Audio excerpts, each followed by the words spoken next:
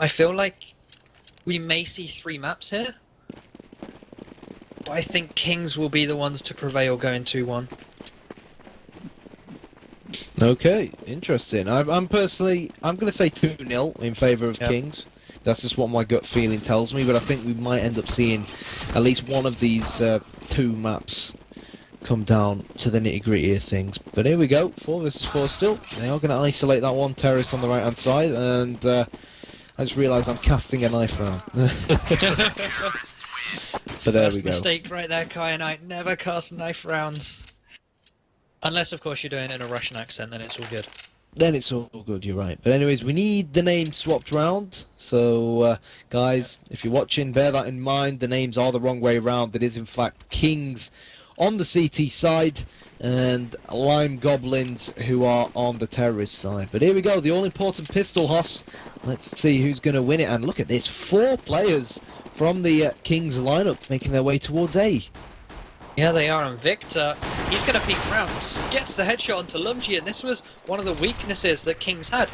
Against the Strong Boys, they didn't win a single pistol round, but she didn't do anything there. In order to get one frag, gets overrun by 3 members there, and 4 versus 2. This is going to be a bomb plant. Hypo is holding the flag, gets taken down.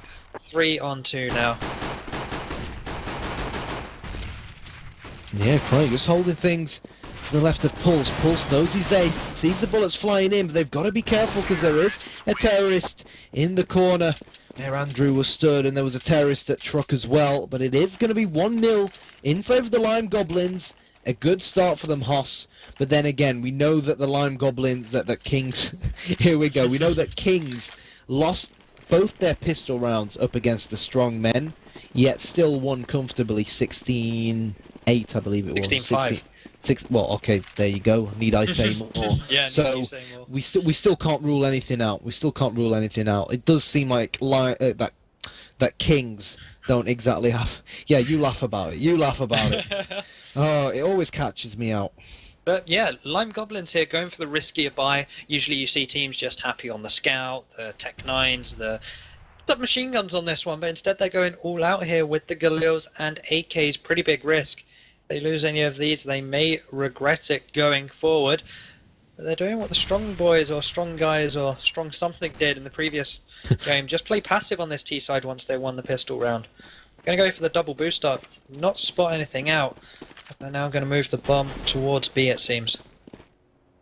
Yeah, they are, and Lumji's actually, he does have that pop flash out, which could be brilliant for Shiki, particularly with that 5-7. We know how good it is up close and personal. Here we go, Shiki is going to get one. Shiki with the double. He picks up a Galil, and Shiki explodes in the checkers. He will get taken down, though, as the rotation comes in from the Kings. And that was the risk of going for these Galils. Of course, though, Shiki, he did have a lot to do before he was able to pick one of those up. Picked it up and got the kill. It's now just down to Andrew. 1 versus 2. He has the bomb. He's going to get the plant down. So all is not lost yet. Yeah, flashed up a little bit. Pulse. And JT are here. Pulse is looking for the frag. Able to find it because he picked up that Galil. Going to find himself an AK as well. And this is going to be a very nice defuse for the Kings. They're going to even things up now. 1 round each. And again, when you go all in, Hoss, when you pick up those Galils alongside your armor and so forth, and then give those Galils away, they did to Shiki, particularly a player like Shiki. We call him the Beast of the Northeast for a reason, and you cannot give him a Galil and watch him, well, rather watch the rest of your teammates go unpunished. 2 brilliant 5-7 frags, and again, it goes to show that you can't underestimate the pistols in CSGO. They are a lot more powerful than they used to be back in 1.6 and Source, particularly the likes of the 5-7, which were pretty much useless back in Source. But here we go, Tech 9's all round, bar for Chronic. He's going to go with the P250, and judging by Hippo's current position, we might just see smokes come over the building and an 8-8 coming, where the main aim for them here, Hoss, is just going to be to try and get the bomb down. They've got quite a few smokes, so we could see them, as soon as that smoke in front of main dissipates, we could see him throw a smoke down towards the MBK, just all over the site. And towards short. as the Tech-9's coming in. There's actually some team damage done, which it certainly isn't going to help things. They've got the bomb down just in time before JT got there. It's going to be an absolute slaughterfest, though, as the CTs clean things up. Lumji's still looking for this kill. That's to run up point blank. But even so, that's all the Lime Goblins really needed there to get the bomb down, and it's exactly what they did. The word that I was actually looking for was forklift, but forklift always catches me out. For some reason, I always want to call it yellow, and people get pissed off when I call it yellow. I don't know why I want to call it yellow, probably because the old generator back in CS Source on Inferno, we all used to call yellow before they removed it, and I just always forget the word forklift for some reason. Is it yellow and white, or is it black and blue, though? That's the question. Oh, well, you see Lumji's bayonet. It's a lovely white and gold bayonet, isn't it? It really is, isn't it? But anyways... just before we start this gun round, quick score update. FM still holding strong, 15-13 in their game, bringing it back from 15-8 down. But we're on cash here. Rattlesnake is in vents. It's a position he played quite a bit in the previous game. Lumji on this B site. Didn't really see much traffic towards him last time. He's already got himself a few kills on the board, I believe. Yeah, he's got only one so far, but as the game goes on, he'll find some more friends to annihilate. Talking about annihilation, that's not a bad frag coming in from Andrew. Leaving King's one man down. And of course, the Lime Goblins only one round down, so they're in a good position here to even things up. Rattlesnake, he was initially sat in vents beforehand, but now he's going to rotate towards short, where he's going to have Victor to try and deal with. The only player on the B bomb site here, however, is Lumji, who's hiding in checkers. So if the Lime Goblins walk in towards the B bomb site here, they're most likely going to realise it is empty, and the execution is going to come in. Rattlesnake and Shiki quick on the rotation. They've missed Lumji, and they couldn't hear him because of the silencer. Shiki blows Hippo to smithereens, gets an M4 kill as well, and in a blink of an eye, Hoss, the Kings turn it around like proper royalty. 3-1 now, and it was unfortunate for the Lime Goblins, but I can't help but think that they should have upped the tempo a little bit, and that's what happens. You fail to check checkers properly, and Lumji with that silenced M4 made him pay the price. Yep, as now we do have overtime in the FM game. They were 15-8 behind on Nuke. I'd assume they're T-side for this second half though, but they're able to bring it back. FM 15-15. Overtime is coming in. But right now, Kings have this setup that they wanted. They've got this double up on JT and Rattlesnake. Lumji finds one, Lumji finds two. Looking for three. Shiki is able to help him out there as JT finished things off against this eco of Tech-9s, and now 3 out of 5 of those CTs have those glorious Tech-9s. We're just going to have a quick pause here. So, A quick what are you making of this Lime Goblin side so far? Well, haven't impressed me really too much so far. Again, we spoke about it prior to the Poisé, in the words of Chronic, on the previous in the previous match, which of course was on the same round, where we said that on a slightly CT-sided map like this, it's a godsend when you do win the pistol, because technically you're only really looking in this case for around 6 rounds on the terrorist side. So when you capitalise on the first 3 rounds, and you find yourself 3-0 up, then that's technically half the work done, kind of thing. And the Lime Goblins, it looked like we were going to see a repeat of what happened between Kings and the Strongmen, but Lime Goblins obviously crumbled in the second round, as we saw, where they handed Shiki 257 kills and gave him a free Galil, where he went on to make it a hat-trick. So the Kings have capitalised, and what worries me here, Hoss, is we saw this happen against the Strongmen, where Kings, as soon as they win their first round, they get in the stride of things and they win so many consecutive rounds, to the point where even when Lime Goblins manage to snatch one back, it's not enough to put Kings down onto an eco. So they are starting to accumulate a lot of cash here, in particular Rattlesnake, who's almost on $10,000. And he has a big green gun in his hand, so you're looking at what, 15k on his body right now, probably towards 18k. Almost half of the entire loadout of his team right now, so he's got a lot on him. As they're really looking to get some more rounds on the board here. They're going to go up against an AK buy in the next round that Lime Goblins are going to go for, but they haven't really impressed me either here, the T side. They had the chance to go 3 rounds up, but bottled it in the second one. And during this pause time, someone may have had a problem, but it also gave them a little bit of time to get their heads together, or at least 4 of them, and try and get themselves sorted and get back into this game. 3-round deficit is not unheard of to overcome. They just need to get around 4 or 5 rounds on this T side to put them in good standing for when half-time comes. I don't know about you, but it's absolutely freezing where I am. I don't know why. My hand is... Because you're in the north. I'm not in the north. I'm in the Midlands. Well, You're to be north fair, of the you're from mid- down you're- south, so that's Yeah, north to you. You're north of like Watford, therefore it's the north. Okay. But yeah. No double upset coming out from Kings just yet. Only one AWP in the hands of Rattlesnake. Obviously, we saw Pulse utilising the second AWP last time round, but they haven't really had a need to change things round, have Kings. And you know what they say? If it's not broken, don't fix it. But on the other hand, Andrew is going to try and utilise that big green gun to potentially get an entry frag for the Lime Goblins. So defensive smokes and flashes coming in from Shiki, and it does look like Lime Goblins are going to try and push out mid and take mid control there. At least they're going to try. They've forced Shiki away for now, but he spots the head of one player. That was Chronic. Is forced to fall away from that one. So already now, Lime Goblins, they have the upper hand in this round. 5v4 and some damage down onto Shiki. Rezu, though, is not looking too great health-wise. You actually see Lime Goblins still hanging around in this mid area.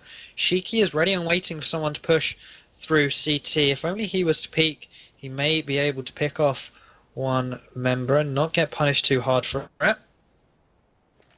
30 seconds now left on this clock as Victor falls towards the B-bomb site. And that incendiary grenade is perfect for the CTs. Yeah, it is. It will leave the Lime Goblins one man, not to the good, but to the worst. They're all on very, very low HP bar. Chronic. Cheeky will come in. Not the rest of the Goblins looking to try and breach that A-bomb site, leaving Andrew all by himself. And really, I mean, if I was him, I would have probably tried to save that AWP, but to be fair to him, he probably knew that there were so many CTs still left standing that there was going to be someone flanking from behind anyways, and that he really well and truly was a dead man. But again, the Lime Goblins failing to really capitalise on their proper buy rounds on this T side, Hoss, and that was essentially the strong men's downfall, and we could see a repeat of the past here. Yeah, we could. They're on Tech 9s again here, the Lime Goblins, and they've got a few frags with it before. They got the bomb down in, I think, the 3rd round. But even so, they just can't convert these into round wins. And with Tech 9s, it's that bit harder. Rattlesnake's going to have some traffic his way in mid, as is Lumji towards B. Expect many frags coming in the next few seconds. Yep, Andrew walks straight into his crosshair. Lumji gets 3. Let's not get too excited. He's only up against an eco, but we know how good these ecos are with the Tech 9s. 2 kills coming in, leaving the man from the Netherlands all by himself. Now to try and save the day for the green Lime Goblins.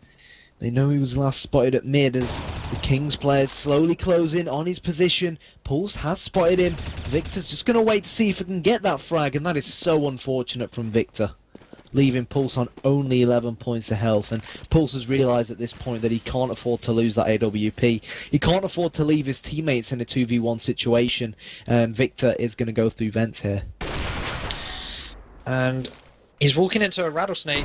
Pop flashed out. Victor gonna fall back away from this one. He's found himself an M4. Probably gonna decide to save this one because they're on an eco. They've not really got much alongside them here. Their economy, they're gonna be able to buy, but saving one gun means that you get a little bit more luxury in the later rounds. Yeah, how do you like your tea? How do I like my tea? Yeah, with milk, without milk. I don't drink tea. Without sugar. Drink I don't tea. drink tea. No, I'm a coffee person. Oh, well, I like coffee as well, but I mean, Yeah, no, surely I just you drink can't both. drink You just tea. drink coffee. Why? I even went to afternoon tea because it was my nan's birthday last week, so I took her out and went to like classic Oh, that's afternoon nice. tea in London. I was like, yeah, I'll have a peppermint tea. That sounds good. Yeah, it was tasting way too much like tea for my liking. Spearmint tea is really nice, you know. Never had it. Never had But it. anyways, guys, yeah, anyways, welcome. If you've just joined us, this is the ESL UK Premiership qualifiers, and don't worry, we're going to focus on the Counter-Strike now that I'll talk about hot beverages is over. But look at this, Shiki has... Whoa, Shiki actually missed that terrorist, but he is going to catch a terrorist all the way from behind. They're going to be absolutely fuming. Hippo finally gets the frag. What in the name of God was that? That was definitely one for the history books, but somehow the Lime Goblins still survive. Yeah, this was something we talked about a lot at Epic Line. Of course, we saw a lot of cash played there. T-sides, when they get into the main area, they very rarely have someone looking behind, and Shiki exploited that one. But a little bit of a misplay. If Shiki had spotted the terrorist to his right, Yeah. that could have ended very differently. But oh my God, Shiki, mate, you need a pair of glasses. Lumji now getting taken down. Pulse finding the frag onto Andrew into main. 3v3 now, but the health bars on the T side, 9, 19 and 78 really don't compare to the full 100% that Kings have. As Victor goes down, Chronic killed himself? Okay. I think one of his now in favour teammates of must Kings. have binded Mouse 1 to kill or something like that. And poor Chronic, the fact that he killed himself, he's actually managed to knock himself down from 1 frag to no frags. But yeah, I guess that says a lot actually. 9 rounds in and Chronic has only really managed 1 frag, well 2 frags to be honest, and one of which was on himself. So suicide is not the best way to go by winning a game of Counter-Strike. You've got to try and kill the other team, not yourself. As so far, Haas, I hate to say it, but it's been a very one-sided game, and it's sort of been a repeat of what we saw up against the strong men from Kings. Yeah, it really has, and they're just making things easier for themselves now. Aggression from JT on towards Chronic is going to land himself a frag. It's just a walk in the park right now for Kings, and some teams would much rather qualify in a very close game rather than one where they just have such an easy session where it's just aim practice for them. But of course, this is a BO3. Kings showed us a strong cash earlier, and this may just be their map choice as Pulse again, using this AWP. Good, Strongest gets one. Looking for more as the T side going to be coming out of main. JT drops the bomb. Headshot onto Hyper and just 2 members left. JT not finding another one just yet. Still not finding it even on the repeat. It's going to be Shiki who cleans things up there. And now 8-1. There's not really much else to say. Lime Goblins on an eco now. It's just a very easy game. It almost feels like a repeat of last week's final when Malik just took the cobblestone game against Perilous with such ease. Honestly, we need a higher tempo from the Lime Goblins. It's not rocket science. The Kings, again, like up against the strong men, they're playing the same setup on the A-bomb site every time. Put the smokes down towards MBK, put the smokes down towards Short, and just push them with the goddamn Tech 9s, because Pulse, when you give him length to work with, that's when you can utilise the AWP at its best. But once you're up close and personal against him, that's where you can then use your Tech 9 to its strengths. And I'm sorry, but the Lime Goblins haven't been countering the King setup so far, and again, you just can't afford to just let your opponents do this and continue doing the same thing again and again and again. And that pop flash coming in from Shiki allowing Lumji to get that kill. Again, it's little things like that where Kings have done their homework as opposed to the Lime Goblins, which have left Kings in such a comfortable position so far. And they're walking into both Pulse and Rattlesnake's crosshair. I'm sorry, but it's not been good enough from the Lime Goblins. They need to step it up. Especially there where they were playing with Tech 9s. You're playing with Tech 9s. Yeah. Use them to their strengths. Don't walk out one by one in random areas. Just push either B and A. Exactly. Because whether you like it or not, that's how you use the Tech 9s. Yeah, it's like, if you had 5 Deagles on a team, you wouldn't be running and gunning with them. You'd be stopping, shooting. With the Tech 9s, just go for it. Show us some ball. Well, no, show us some aggression. As now Victor has found some resistance towards Squeaky, getting trapped on those bricks a little bit there, trading nades across. And Lime Goblins, they have an AWP on their side. They've gained some mid control here, although it's not too much. Lumji is waiting the other side of vents. There was another member of Kings in mid, but JT and Pulse, they've had this A site on lockdown so far. They have, and the defensive smoke's really been utilised incredibly well And Andrew, he's got that AWP. He keeps going towards A main, Hoss, to try and get the entry frags, but those smokes aren't letting them get it. But finally, something for the Lime Goblins to scream and shout about. The setup has come in from KiNgZ. They've changed it around finally, but JT, Rezu walking out one by one. Rezu, he pushed out of main by himself. They need to push it in a coordinated manner, you know what I mean, so that the CTs have more than one person to worry about at once. And now GT. It's been very linear from Lime Goblins. It's one by one, no real teamwork coming out from them. Precisely. And at this point, it is a bit frustrating to watch because we know they're better than this. Yeah, they've shown it just by getting this far. And you really question, have they played like this yesterday and had a very easy bracket, or have they actually put up a fight and got here? They beat TLR, a team who I believe came 4th at Epic Land, losing to Perilous Rage. A team who have had success in the past. They played in the finals of last season's, not last season's, of the last Community Cups that we had. Admittedly, Paint was a little bit inebriated there, but even so, they got there. They showed that they were strong, and for Lime Goblins to take them out and beat them, you really think that there's something just not showing here in this game. Lungy with a frag. It is 3 versus 3. The Lime Goblins in a potential position to capitalise. Lungy is going to come in though. Rezu has no idea he's there. Lungy with the double. And again, the KiNgZ players, in particular players like Lumji, who has been an absolute tank all by himself on the B-bomb site. He's one of the key reasons KiNgZ have done so well, but Kroik decides, no, I'm going to put an end to this, and he's up against a Pulse who is bleeding internally at the moment, only 15 points of health, and Hoss, this is going to be tough for Pulse, particularly with the AWP. It's not very versatile whatsoever. And I spoke too soon. Brilliant this is play. What someone was saying in the previous game about how trying to retake the B site with 1 AWP, with 2 AWPs, it's really hard, but when you're in obvious positions like that, Pulse, it's just made extremely easy for him, just walks out, gets the frag, and the rest is history. He left himself in a very, very open position in that 1 versus 1. Just hide behind a box, you know. Just sit in checkers. Yeah, exactly. I don't think he had time to plant for checkers and go to checkers, but just hide behind one of the boxes and wait for the CT to make a bit of noise. Allow yourself to get the positional advantage and the information on him first, rather than allow Pulse to do that. And the thing is, I'm not sure whether he received the communication that Pulse had actually been playing with an AWP on the A-bomb site. The thing is, obviously, he could have dropped it and picked up an M4, but even in that scenario, in my opinion, the safer option still, you know, to stick yourself behind a box or something like that rather than leave yourself out in the open. JT coming in there with counter boost, grabbing the frag onto Chronic, really nice from him. Could have gone for a second, but tagged down to 32 HP, didn't want to risk it. As the rest of the T side made their way across to checkers and towards B and looking in towards vents, but they're going to come up against some resistance here. Lumji and Shiki, they've been on point so far. Shiki gets 1. 2 more there, ready and waiting for him. There's man to the tight left, gets the headshot there as Lumji takes out Victor, and it's just Hypo left now.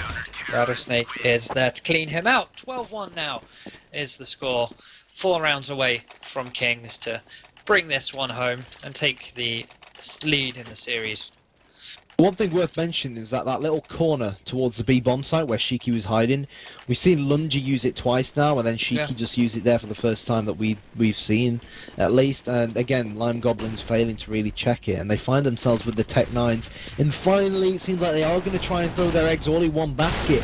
Mid isn't ideal, but they might be able to work for them. Yes, they are. Pulse is now the last line of defense on this A-bomb site. Terrific AWP work from him, but look who it is. Lungi's coming from behind, and it should really be an easy spray down for him. And it was better from the Lime Goblins. You know, we should have seen this style of eco play come out from them early on, but they still end up losing the round. And as much as I hate to say it, but the KiNgZ managed 12 rounds up against the strong men on the CT side of Cash, but they've already surpassed that, and that says a lot. Yeah, it really does. As I said, this game's been a lot easier for KiNgZ than the previous one, but finally we're seeing a bit of aggression out of Lime Goblins. They're able to trade 2 for 2, but when you just show your head to Rattlesnake like that, he's going to have a really enjoyable time. There's one more player in the mid. He's going to flash out. I'm pretty sure he saw Andrew jump up there. Andrew, though, does have an AWP. Hits Pulse through the box there, I think. 3 versus 2. Lime Goblins could be set to get the bomb down, and then Rattlesnake does that, and it ruins everyone's day. Victor, last man standing here, 100 HP, creeping towards the B bomb site, also known as Shiki's crosshair. Victor, 1 versus 3, spotted at the back of this B bomb site, pretty much surrounded at the moment, but Pulse is still very low on HP. But look at the way Kings are playing here, not really showing too much flesh, and they're really playing this by the book. And Hoss, this is where their experience comes into the act, and you can immediately see the difference between the way that they took on that scenario and the way that the Lime Goblins have taken on similar scenarios. And as much as I hate to say it, but if Kings win this pistol round, and it's going to put them on match point, and due to the way the economy works, you'd expect them to just make it 16-1. But the positive thing is that, as far as we're aware, this was Kings' map pick, and there's still, you know, potentially 2 more maps to be played, so it's not going to be over for the Lime Goblins just yet. Yeah, it's not, but as you said, it all really comes down to this pistol round and then a force buy from them should they lose it. How are they setting up? We're seeing a Lone Ranger on this A bomb site who's going to be met with 5 very angry members of royalty here. As soon as they pop out a squeaky, it'll be a train coming in. Victor, though, gets this P2000 from range. He's got a few tags off. Gets a headshot onto JT. Shiki, though, going to come out big. Gets one. Tags a second there. It's Victor. Gets that frag. And there's just 2 members left now. Yep, 4 versus 2. Chronic and Rezu, last 2 CTs left standing.